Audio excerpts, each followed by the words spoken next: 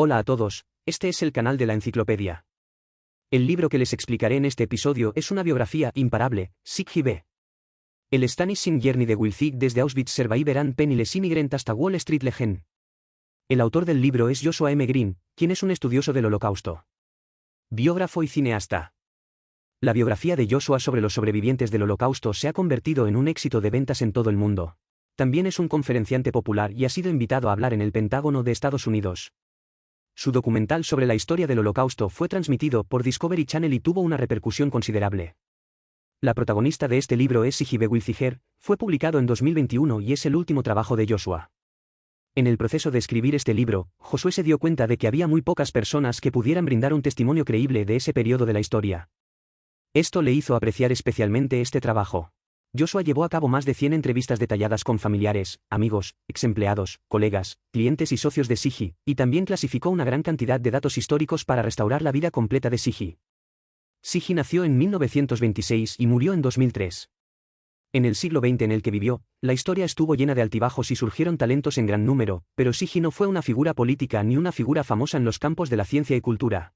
Solo fue a la escuela primaria, aunque luego logró el éxito empresarial, no estuvo entre los gigantes empresariales que conocemos. Entonces, ¿por qué vale la pena conocer a Siggy? ¿Qué experimentó durante esos años de guerra? ¿Cómo creó su imperio empresarial? ¿Qué ventajas podemos aprender de él? Lo entenderás después de escuchar este programa. Porque la vida de Siggy es muy especial. A lo largo del siglo XX, e incluso en una escala temporal más larga, pocas personas han logrado un salto de vida tan largo como Siggy. Hay 8 hermanos y hermanas Siggy, nacieron en una familia pobre y fueron intimidados desde la infancia. Lo que es aún más desafortunado es que vivieron en Alemania antes de la Segunda Guerra Mundial y toda su familia era judía. Siggy pasó los 2 años de sus años 17 y 18 en Auschwitz. En 2 años, perdió a casi todos sus familiares, fue obligado a realizar trabajos inhumanos todos los días, fue brutalmente abusado por los nazis, no tenía ropa, ni comida para comer, y enfrentaba la amenaza de muerte en cualquier momento. Pero lo superó. Después de la Segunda Guerra Mundial, Siggy llegó solo a Estados Unidos y empezó de cero, limpiando baños en talleres clandestinos, y en 30 años se convirtió en presidente de una compañía petrolera que cotiza en bolsa y en director general de un banco comercial valorado en miles de millones de dólares. Ha recibido la medalla del primer ministro israelí, el más alto honor civil otorgado por el Estado de Israel, y fue invitado de 4 presidentes de Estados Unidos. De prisionero en Auschwitz a gigante financiero en Wall Street, ¿cómo lo hizo Siggy? Creo que usted también puede sentir curiosidad por esta pregunta. Por supuesto, si solo consideramos a Siggy como una muestra de la realización del valor personal, esta comprensión aún puede ser un poco escasa. La vida de Siggy estuvo estrechamente ligada al destino de la nación judía. Los desastres que Siggy se encontró en sus primeros años se debieron a su identidad judía. Y a lo largo de su vida, la razón por la que trabajó duro no solo fue para permitirle a él y a su familia vivir una vida mejor, sino también por el sufrimiento y el honor de la nación judía. Al comprender la vida de Siggy, tendremos una comprensión más realista de la difícil historia del siglo XX. A continuación, conoceremos a este gran protagonista a través de esta biografía de gran calidad. Esta interpretación se divide en 2 partes. En la primera parte, hablamos primero de la infancia de Siggy y de los 2 años que pasó en el campo de concentración, y vemos cómo estas experiencias moldearon su carácter y su forma de vida. En la segunda parte, hablaremos de cómo Siggy estableció su propio imperio empresarial después de salir del campo de concentración y logró varios logros notables. Primera parte. ¿Qué tipo de sufrimiento experimentó Siggy en sus primeros años y qué impacto tuvieron estos sufrimientos en él? Siggy nació el 11 de marzo de 1926. En ese momento, su nombre no era Siggy, sino Siegbert. Siegbert era el 7º de 8 hijos que vivían en un pequeño pueblo en la frontera oriental de Alemania. El sufrimiento de la familia no comenzó cuando los llevaron a un campo de concentración. En Alemania en aquella época, los llamados alemanes de sangre pura tenían una hostilidad profundamente arraigada hacia los judíos. El padre de Siegbert mantenía a su familia comprando y vendiendo chatarra y pieles, pero debido a su identidad judía, los alemanes a menudo lo intimidaban y le daban precios injustos cuando hacía negocios con él. Siegbert también fue a menudo intimidado por quienes lo rodeaban. Una vez, los hijos de una familia de agricultores alemanes incluso colgaron a Siegbert boca abajo en una picadora de carne y amenazaron con molerlo hasta convertirlo en carne picada. Al crecer en un ambiente tan hostil, Siegbert desarrolló una personalidad extremadamente alerta. Constantemente presta atención a la información que lo rodea y siempre puede juzgar con precisión su situación a partir de los detalles. Más adelante veremos que esta habilidad ayudó a Siegbert a salvar el día varias veces y evitar la muerte en el campo de concentración. En los 12 años que Siegbert creció, la situación de los judíos alemanes se volvió cada vez más peligrosa. Después de que Hitler llegó al poder en 1932, la hostilidad cultural germánica hacia los judíos se convirtió en una verdadera amenaza política. El negocio de la familia Siegbert no podía continuar en su ciudad natal y, tras pensarlo un poco, tomaron una decisión audaz: trasladarse a Berlín. En ese momento, Berlín, la capital de Alemania, estaba a punto de albergar los Juegos Olímpicos, y los ojos del mundo estaban puestos en Berlín. Los familiares de Siegbert consideraron que, bajo la supervisión de la comunidad internacional, las autoridades nazis debían comportarse mejor incluso si odiaban a los judíos. No eligieron huir de Alemania porque todavía consideran a Alemania como su patria desde el fondo de su corazón. La familia de Siegbert está arraigada en Alemania desde hace 6 generaciones. El padre de Siegbert también sirvió como soldado en la Primera Guerra Mundial, luchó por Alemania y realizó hazañas militares. En el corazón de esta familia, primero son alemanes y luego judíos. De este modo, la familia Siegbert se trasladó a Berlín. Sin embargo, en retrospectiva, esta elección fue un error fatal. A partir de 1936, las autoridades nazis alemanas ya no permitieron que los niños judíos fueran a la escuela y Siegbert, de 10 años, se vio obligado a abandonar la escuela y trabajar en una fábrica. Una fría noche de principios de 1943, llegó la mala suerte. Siegbert, de 16 años, fue detenido por un policía mientras trabajaba en el turno de noche en una fábrica y subido a un tranvía público. Siegbert rápidamente juzgó por la ropa del policía que este hombre era simplemente un policía común y corriente y no un SS nazi. Además, el SS conducirá su propio coche y no tomará el tranvía. Pensando en esto, Siegbert se deshizo de algo de su hostilidad y decidió enfrentar a esta persona con una actitud que no era ni humilde ni arrogante. En el tranvía, el policía le dijo: no quiero dispararte, pero si huyes, tengo que hacerlo. Siegbert le respondió: está bien, es un trato, no importa lo que quieras. Si me lo haces, tienes que hacerlo. No te avergonzaré. No tienes que dispararme, me sentaré a tu lado. Mientras decía eso, Siegbert le tendió la mano a la policía, que todavía estaba manchado al ver las manchas de aceite en la fábrica. El policía dudó un poco, pero aún así le estrechó la mano. El hombre que le dio la mano a Siegbert estaba a punto de enviarlo a una situación desesperada, pero Siegbert aún mantenía plena dignidad frente a él. Durante el resto de su vida, Siegbert se enfrentó a muchos oponentes formidables y esta fue su actitud constante, nunca imprudente y nunca mostrando debilidad. Siegbert fue dejado frente al edificio de apartamentos de su familia. Todos los residentes del edificio, incluida la familia de Siegbert, fueron conducidos escaleras abajo. El oficial nazi les gritó que los enviarían a un lugar seguro donde todos tendrían un trabajo. Esto es una mentira. Una semana más tarde, Siegbert, extremadamente hambriento, fue expulsado del carruaje sucio y abarrotado. Un vagón lleno de personas fue transportado como ganado a Auschwitz. Aquí, la identidad de Siegbert pasó a ser el prisionero número 104.732. El primer día que llegó al campo de concentración, este número fue clavado en su brazo izquierdo, convirtiéndose en una marca que no pudo borrarse durante toda su vida. En los 2 años siguientes, Siegbert se enfrentó a innumerables catástrofes increíbles. Cada elección que hacía cada día podía determinar su vida o su muerte. Estas elecciones eran como lanzar una moneda al aire. No había manera de saber qué opción lo llevaría a la muerte. A un muerto fin. Esta elección comenzó desde el momento en que Siegbert entró en el campo de concentración. Un guardia le preguntó a Siegbert: ¿cuántos años tienes? ¿Cuál es tu ocupación? Siegbert le respondió instintivamente: tengo 18 años y soy un hábil artesano. De hecho, Siegbert aún no tenía 17 años. Un día ningún artesano alguna vez lo he hecho. Pero estas 2 mentiras le salvaron la vida. En el tren que transportó a Siegbert a Auschwitz viajaban 3.800 personas, de las cuales solo 600 respondieron correctamente a estas 2 preguntas. Las 3.200 personas restantes fueron enviadas directamente a las cámaras de gas. Durante los siguientes 2 años, momentos de vida o muerte como este sucedieron una docena de veces más, y cada vez, Siegbert tomó una decisión que le salvaría la vida. ¿Hay alguna lógica detrás de la elección de Siegbert? Una cosa es demostrar constantemente que todavía eres valioso. Con esta lógica básica, Siegbert encontró alguna iniciativa para sobrevivir. Esto es algo extremadamente difícil de hacer. En un campo de concentración, el destino de los prisioneros está, por supuesto, en manos de los guardias. Bajo el poder despótico de los nazis, la gran mayoría de los prisioneros perdieron las ganas de vivir y quedaron a merced del enemigo. Pero Siegbert entendió que mientras entendiera las reglas operativas de este sistema, podría enviarse a un lugar más seguro poco a poco. Al principio, a Siegbert se le asignó la tarea de mover materiales de construcción. Tuvo que descargar cientos de kilogramos de barras de acero y cemento del camión con sus propias manos y cargarlos sobre sus hombros. Los prisioneros no tenían ningún equipo de protección y solo vestían ropas finas, sus hombros rápidamente quedaron destrozados. Esto es algo muy peligroso. Los campos de concentración no proporcionaban a los prisioneros un tratamiento médico decente y una infección de una herida superficial podía matar a una persona. Siegbert sabía que tenía que cambiar rápidamente de trabajo. Pero el poder de asignar el trabajo estaba en manos de los nazis. ¿Qué podía hacer Siegbert? Un día, de camino al trabajo, Siegbert se encontró con un nazi que ordenaba a los prisioneros que construyeran un muro de ladrillos. Salió corriendo de su equipo, corrió hacia el oficial nazi, lo saludó y le dijo que había sido albañil durante 6 meses. Al ver que Siegbert parecía ser de alguna utilidad, el oficial se encogió de hombros y lo envió a un sitio de albañilería para enseñar sus habilidades a otros trabajadores. En ese momento, Siegbert se encontraba en una situación muy peligrosa porque nunca había sido albañil. Si mostrara algún signo de debilidad, los nazis probablemente lo matarían. ¿Qué debo hacer para sobrevivir?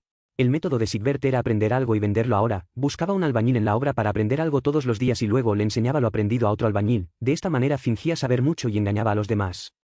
Más allá de los nazis. Sin embargo, aunque es más fácil que transportar acero y hormigón, colocar ladrillos no es un buen trabajo. La albañilería se hacía al aire libre y los inviernos en Auschwitz eran oscuros y fríos. No era ninguna broma enfermarse. El siguiente objetivo de Siegbert era entrar en el interior. Hay un hospital en Auschwitz, pero no penséis que es un hospital normal. Solo tratan a los prisioneros jóvenes para que recuperen fuerzas y vuelvan a trabajar. Los viejos y débiles serán enviados directamente a las cámaras de gas. Además, los médicos aquí también realizarán experimentos en vivo con prisioneros. Aunque el hospital es un lugar tan aterrador, ingresar al hospital puede escapar de los días fríos y lluviosos de Auschwitz, por lo que Siegbert decidió correr otro riesgo. Entró furtivamente al hospital y escuchó a un médico hablar polaco. La ciudad natal de Siegbert está en la frontera entre Alemania y Polonia. Como sabía un poco de polaco, se presentó al médico en polaco y le dijo que tenía experiencia como enfermero. Por supuesto, Siegbert volvió a compensarlo en el acto, pero el médico quedó impresionado por el hecho de que sabía hablar polaco y lo retuvo. ¿Crees que Siegbert tiene mucha suerte? ¿Qué pasa si este médico no lo acoge? ¿Qué pasaría si el médico lo entregara a los guardias y luego lo demandara? ¿Tiene Siegbert alguna solución? No precisamente. Siegbert admitió más tarde que no estaba completamente seguro de muchas de las decisiones que tomó en Auschwitz, pero de lo único que estaba seguro era de que no esperaría a morir donde estaba destinado a morir, incluso si eso le costara la vida. Toma riesgos para cambiar tu situación. ¿Es correcta la estrategia de Siegbert? Es difícil de contar. Entre los millones de prisioneros de Auschwitz, Siegbert no fue el único que se atrevió a correr riesgos. Más personas no lograron salir con vida del campo de concentración, pero Siegbert sobrevivió. A partir de entonces, Siegbert encontró la manera de enviarse a la lavandería y al almacén del campo de concentración, lugares más seguros y con más posibilidades de obtener cosas que pudieran utilizar para salvar su vida. De este modo, Siegbert experimentó innumerables peligros de muerte y pasó 2 años en el campo de concentración. A principios de 1945, el ejército soviético invadió Alemania y Siegbert y sus compañeros de prisión fueron conducidos al campo de concentración de Mauthausen en Austria.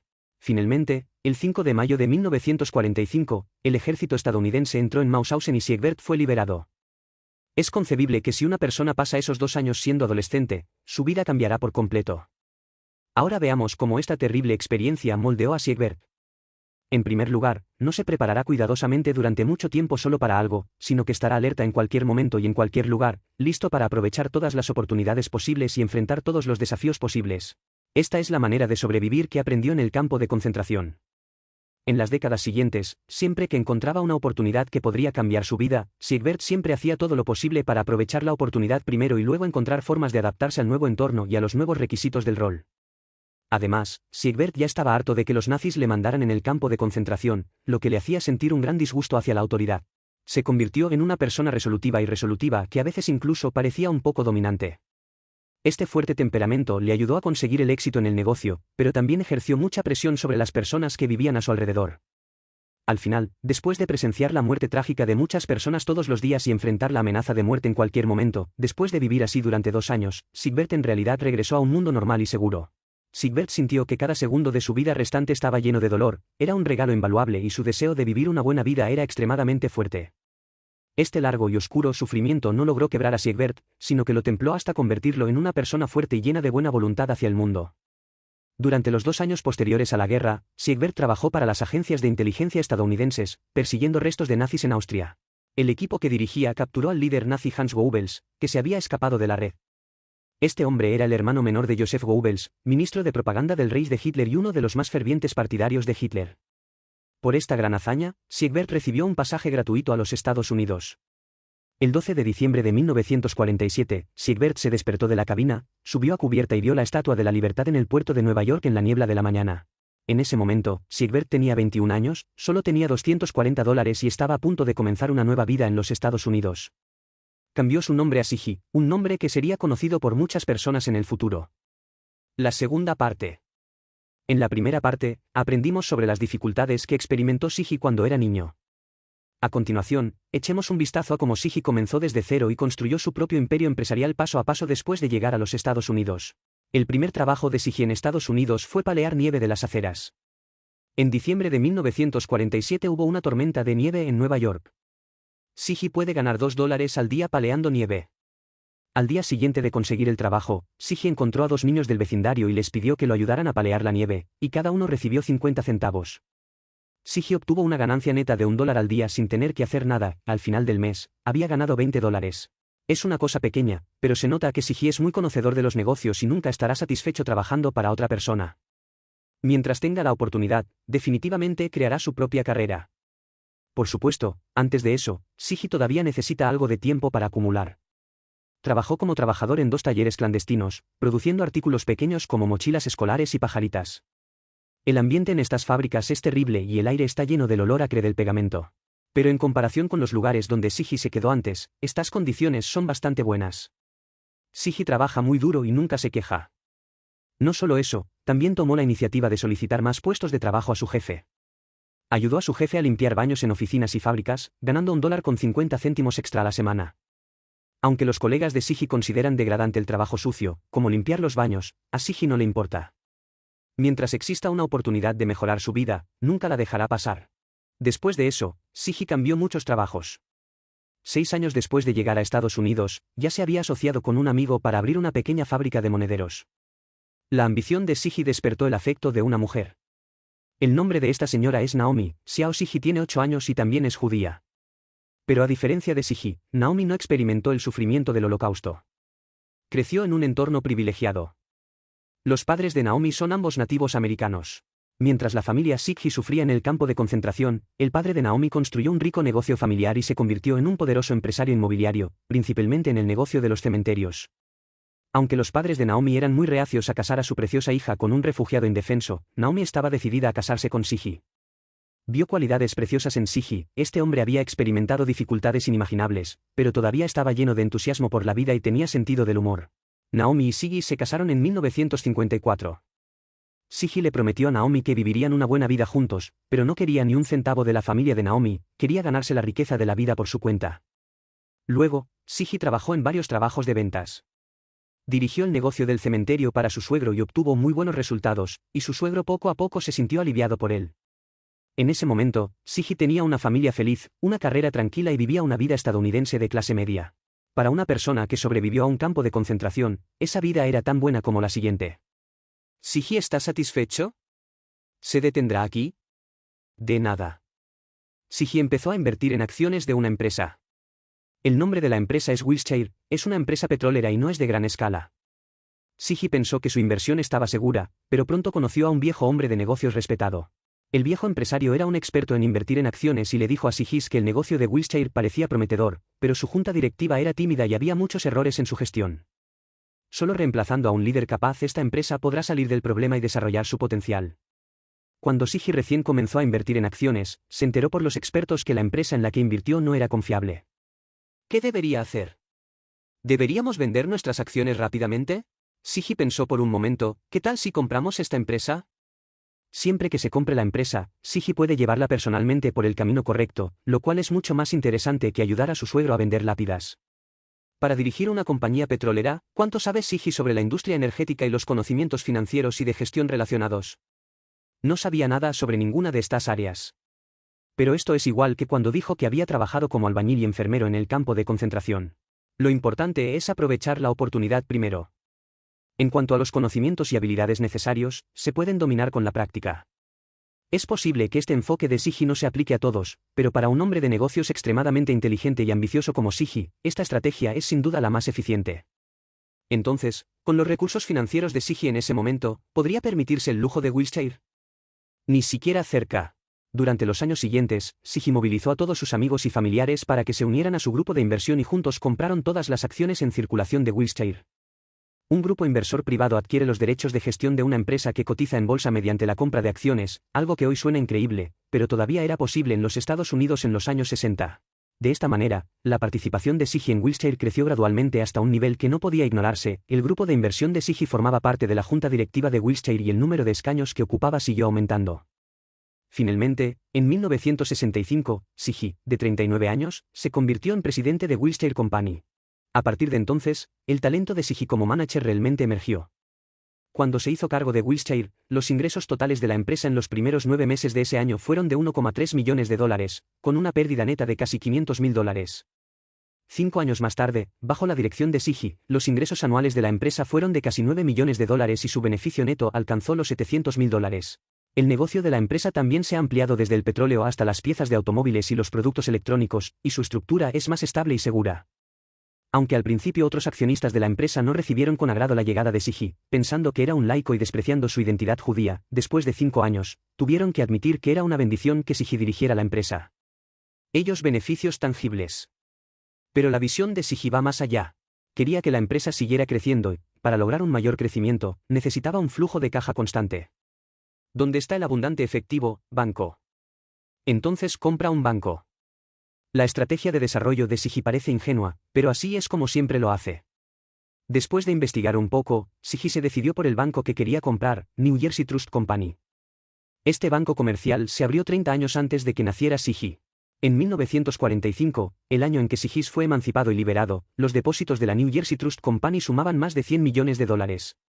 En aquel momento nadie hubiera imaginado que el futuro propietario del banco sería un refugiado de Auschwitz. Ziggy adoptó una estrategia similar a la que utilizó para adquirir Wilshire, comprando acciones de New Jersey Trust Company una por una a medida que flotaban en el mercado. En 1970, Ziggy poseía más del 50% de las acciones del banco y se convirtió en el controlador de facto del banco. Poco después, la junta directiva del banco eligió a Ziggy como presidente y director ejecutivo. Entre todos los grandes bancos de Estados Unidos, Ziggy, de 44 años, es la persona más joven en ostentar estos dos títulos. Este es su 25º año desde que dejó el campo de concentración. En los siguientes 30 años de su vida, Ziggy logró logros más extraordinarios. Su fuerte personalidad también le causó muchos problemas. Para mantener su control absoluto sobre Wilshire Company y New Jersey Trust Company, se convirtió en la primera persona en la historia en demandar al Banco de la Reserva Federal de los Estados Unidos. Aunque este fue un caso perdido, Ziggy aún encontró una manera de preservar la base que había creado para su familia. En la cima de su carrera, era el máximo líder de una compañía petrolera que cotizaba en la Bolsa de Nueva York y de un banco comercial que cotizaba en el Nasdaq. De prisionero en Auschwitz a banquero en Wall Street, ¿está Ziggy satisfecho con su vida? Tal vez sea así. Los hijos de Ziggy recordaban a su padre como un hombre muy feliz. Daba generosamente obsequios caros a extraños y se ponía a cantar en público. Al principio los niños pensaron que era divertido, pero luego se acostumbraron. Una vez, Ziggy estaba cantando en voz alta en un restaurante. Alguien preguntó a sus hijos con curiosidad, ¿es tu padre el dueño de este restaurante? Los hijos de Ziggy respondieron, no, él simplemente está feliz. Yo todavía estoy vivo. De hecho, para Ziggy, desde el momento en que salió del campo de concentración el 5 de mayo de 1945, cada día de su vida fue la secuela. Por eso, hay que trabajar duro todos los días y cada día vale la pena celebrarlo. Por supuesto, Ziggy no ha olvidado el sufrimiento en el campo de concentración, ni podrá hacerlo. En 1975, cuando aceptó la orden del primer ministro de Israel, el más alto honor civil otorgado por el Estado israelí, dijo a los presentes, no he sido liberado. Estoy en Auschwitz todos los días. Afuera es fuerte, rico y feliz. Ziggy tiene heridas en el corazón que no se pueden curar. Tuvo pesadillas durante toda su vida sobre lo que sucedió en el campo de concentración. También tiene muchas excentricidades que la gente común no puede entender, por ejemplo, no soporta las manchas marrones en las cáscaras de plátano porque le recuerdan la comida podrida en los campos de concentración. A lo largo de su vida, Ziggy nunca dejó de contarle a la gente lo que vio y escuchó en Auschwitz. Fue lo más horrible que había experimentado jamás y algo que nunca permitiría que el mundo olvidara.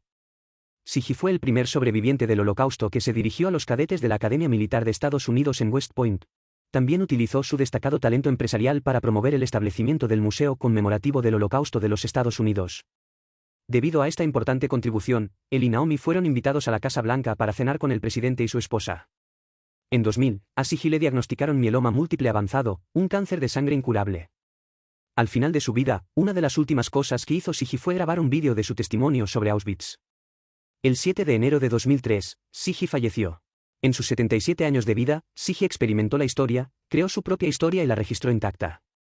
La vida de Sigi B. Wilfiger terminó aquí. Hablando francamente, el éxito de Sigi puede ser difícil de replicar. Ha experimentado dificultades que son imposibles de experimentar para la gente común, y la era en la que creó leyendas empresariales ya no existe. Entonces, ¿qué más podemos aprender de la historia de Sigi? Creo que el número de Auschwitz en el brazo de Sigi es en gran medida una metáfora. Para Sigi, esa horrible experiencia cambió completamente su vida, moldeando su carácter y la forma en que interactúa con el mundo. Esos años difíciles agudizaron sus herramientas y habilidades para enfrentar los desafíos, pero también lo dejaron con dolores incurables y obsesiones indelebles. Con estas marcas destinadas a acompañarlo durante toda su vida, ¿cuál es la elección de Sigi? Cuando tenía 10.000 motivos para desesperar de la vida, optó por abrazar el mundo con 10.000 pasiones. Cuando tomó esta decisión, encontró una vitalidad infinita en su sufrimiento. El sufrimiento también se convirtió en su bendición. Este es el final de este programa. ¿Cuáles son sus diferentes opiniones al respecto? Bienvenido a dejar un mensaje para discutir con todos. Oye, si te gusta nuestro canal, suscríbete. Jaja, ¿recuerda que te gusta?